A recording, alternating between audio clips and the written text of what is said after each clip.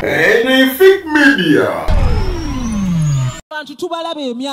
We can identify the years of a person. You cannot hide your years.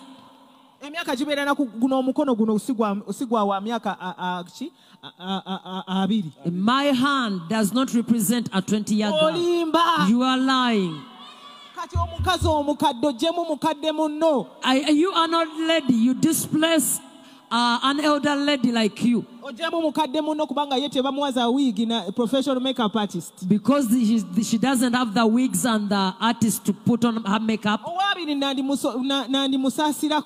I can sympathize with a lady of 20 years.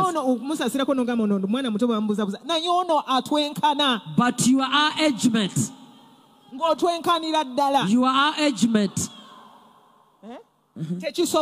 It's impossible. You are a crook.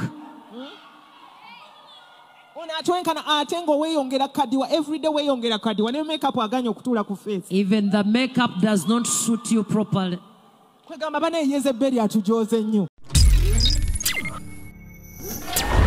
Anything media.